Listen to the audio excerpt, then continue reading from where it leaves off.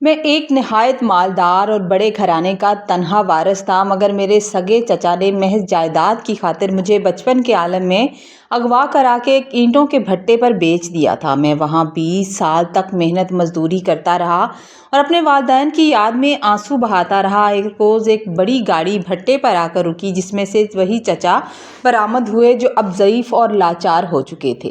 انہوں نے تو مجھے نہیں پہچانا، لیکن میں نے ان کی انگلی میں اپنے والد کی وہ خاص انگوٹھی دیکھ لی اور وہی عہد کیا کہ آج حساب ہو کر رہے گا۔ جون کا مہینہ تھا اور سورج اپنی پوری آب و تاب کے ساتھ زمین کا سینہ جھلسانے میں مگن تھا۔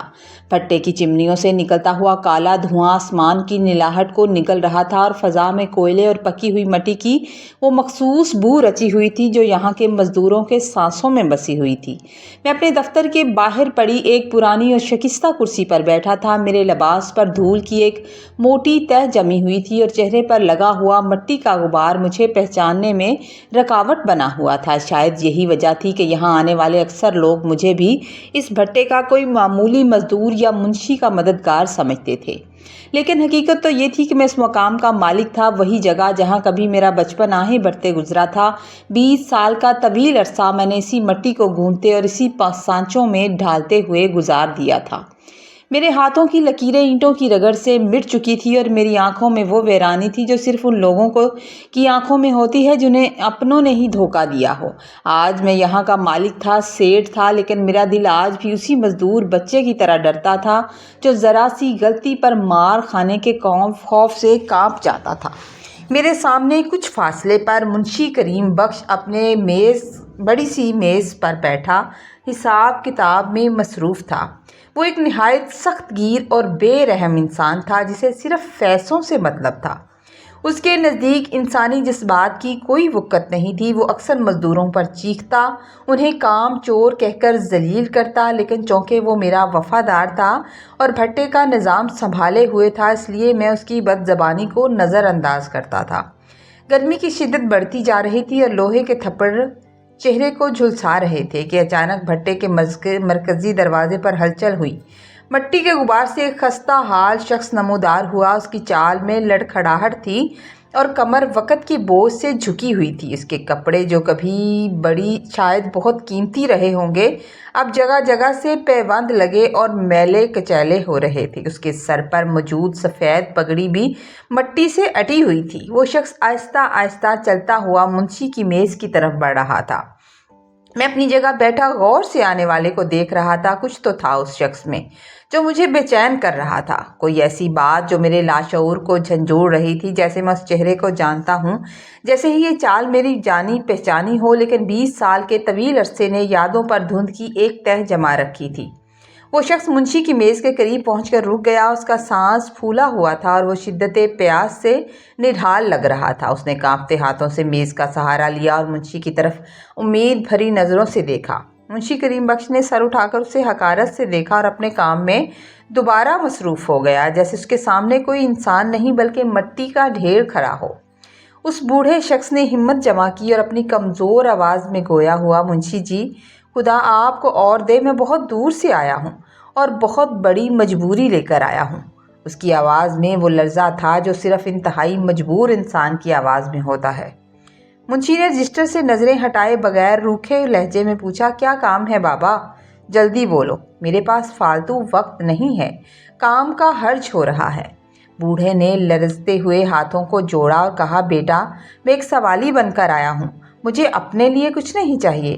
ہمارے علاقے میں یتیم بچوں کی ایک چھت گر گئی ہے، برسات سر پر ہے اور وہ معصوم کھلے آسمان تلے بیٹھے ہیں۔ مجھے خدا کے نام پر کچھ اینٹیں دے دو تاکہ ان کے سر چھپانے کا انتظام ہو سکے۔ میں نے کبھی کسی کے آگے ہاتھ نہیں پھیلایا۔ میں ایک بہت بڑے گھرانے کا فرد تھا، میرے پاس دولت کی ریل پیل تھی، لیکن وقت نے ایسا پلٹا کھایا ہے کہ آج خود دوسروں کے رحم و کرم پر ہوں۔ منشی نے ایک زوردار قہقہ لگایا اور طنزیہ لہجے میں بولا، ارے بابا، یہاں روز ایسے کئی امیر زادے آتے ہیں جو اپنی داستانیں سنا کر مفت کی اینٹیں مانگتے ہیں۔ یہ بھٹا ہے، کوئی خیراتی ادارہ نہیں ہے۔ یہاں اینٹ کے بدلے پیسہ لگتا ہے، اور وہ بھی نقد۔ اگر جیب میں رقم ہے تو بات کرو، ورنہ اپنا رستہ ناپو۔ یہ سن کر بوڑھے کی آنکھوں میں آنسو تیرنے لگے۔ اس نے بے بسی سے اپنے کرتے کی جیب ٹٹولی لیکن وہ خالی تھی۔ پھر اچانک اس کی نظریں اپنی دائیں جانب ہاتھ پر پڑی اور میری نظر بھی اسی ہاتھ کا تعاقب کرنے لگی۔ اس کی انگلی میں ایک سونے کی انگوٹھی تھی، چمک رہی تھی۔ یہ اس کے پورے وجود پر واحد چیز تھی جو ابھی تک اپنی اصلی حالت میں برقرار تھی۔ سورج کی کرن اس انگوٹھی پر پڑی تو وہ چمک اٹھی اور اس چمک نے میرے ذہن میں ایک دھماکہ کر دیا۔ میرے ذہن کے دریچے کھل گئے اور ماضی کی فلم میری آنکھوں کے سامنے چلنے لگی۔ یہ وہی انگوٹھی تھی جس پر شیر کا نشان بنا ہوا تھا۔ یہ میری والد محترم کی انگوٹھی تھی۔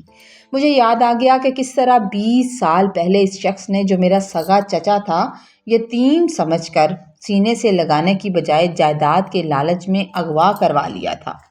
میرا خون کھولنے لگا۔ میرا دل چاہا کہ میں ابھی اٹھوں اور اس کا گریبان پکڑ کر پوچھوں کہ تم یہاں خیرات مانگنے آئے ہو؟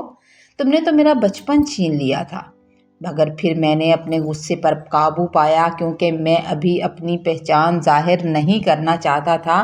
میں دیکھنا چاہتا تھا کہ قدرت نے اس شخص کو کس مقام پر لا کھڑا کیا ہے جو کبھی فرعون بنا پھرتا تھا۔ چچا نے وہ انگوٹھی اپنی انگلی سے اتارنے کی کوشش کی جو ہڈیوں کے ڈھانچے جیسے ہاتھ میں تقریباً پھنس چکی تھی۔ بڑی مشکل سے اسے نکال کر منشی کی میز پر رکھا اور بھرائی ہوئی آواز میں بولے، منشی جی، میرے پاس نقد رقم نہیں ہے، پر یہ انگوٹھی خالص سونے کی ہے، اسے رکھ لو۔ اس کے بدلے مجھے چند ہزار اینٹیں دے دو تاکہ یتیموں کا بھلا ہو سکے۔ منشی نے انگوٹھی کو الٹ پلٹ کر دیکھا۔ اس کے دل میں لالچ آ گئی، لیکن وہ میری سختی سے ڈرتا تھا۔ اس نے انگوٹھی واپس میز پر پٹک دی اور نہایت کرخت لہجے میں بولا، بابا، یہاں ادھار یا خیرات نہیں ملتی، سیٹھ صاحب کا حکم ہے، جاؤ یہاں سے۔ چچا کے چہرے سے امید کی آخری کرن بھی بجھ گئی اور وہ مایوسی کے عالم میں پیچھے مڑنے لگے۔ مجھ سے اب مزید رہا نہیں گیا۔ میں نے ایک جھٹکے سے اپنی کرسی پیچھے ہٹائی تھی اور ان کی طرف بڑھا تھا۔ میرے جوتوں تلے بجری کی آواز نے خاموش ماحول میں سب کو چونکا دیا تھا۔ میں نے اس بوڑھے شخص کا ہاتھ اپنی گرفت میں لیا اور وہ ہاتھ جو کبھی طاقتور تھا اب کانپ رہا تھا۔ میں نے انگوٹھی ان کی انگلی سے کھینچ کر اتار لی اور اپنی انگلی میں پہن لی۔ وہ انگوٹھی میری انگلی میں ایسے فٹ آئی جیسے برسوں سے اسی کا انتظار کر رہی ہو۔ میں نے چچا کی آنکھوں میں جھانک کر دیکھا، یہ انگوٹھی تمہاری نہیں ہو سکتی، سچ بتاؤ یہ کہاں سے چرائی ہے؟ تو وہ ڈر گئے، ڈر کر بولے، نہیں صاحب، میں چور نہیں ہوں، یہ میری خاندان کی نشانی ہے۔ میں نے تیکھے لہجے میں کہا، نہیں، یہ انگوٹھی اسی کے ہاتھ پر جچتی ہے جس کا خون اس کے مالک سے ملتا ہو۔ پھر میں نے اپنے چہرے سے وہ دھول والا کپڑا ہٹایا اور زرد سے اپنا چہرہ صاف کیا۔ جب مٹی کی تہیں ہٹیں تو میرے خد و خال واضح ہونے لگے۔ میں نے دھیرے سے کہا، پہچانو مجھے چچا جان، میں وہی علی ہوں جسے آپ نے 20 سال پہلے اسی بھٹے پر فروخت کیا تھا۔ یہ سنتے ہی ان کے پیروں تلے سے زمین نکل گئی اور وہ وہیں زمین پر گر گئے۔ ان کی آنکھوں میں ندامت کے آنسو تھے اور وہ معافی مانگنے لگے۔ میں نے انہیں سہارا دے کر اٹھایا تھا اور اپنی کرسی پر بٹھایا اور کہا، چچا جان، میں آپ سے بدلہ نہیں لوں گا، کیونکہ اگر میں نے بھی وہی کیا جو آپ نے کیا تھا تو ہم میں اور آپ میں کیا فرق رہ جائے گا؟ آپ نے مجھے مٹی میں ملانا چاہا تھا، پر قدرت نے مجھے کندن بنا دیا۔ میں نے منشی کو حکم دیا کہ بہترین اینٹوں کی گاڑی لوڈ کر کے انہیں عزت سے گھر چھوڑ کر آؤ۔ جب وہ رخصت ہوئے تو میں نے اپنی انگوٹھی کو دیکھا اور محسوس کیا کہ اصل سکون بدلہ لینے میں نہیں تھا بلکہ معاف کر دینے میں ہے، کیونکہ قدرت کا حساب سب سے بڑا ہوتا ہے۔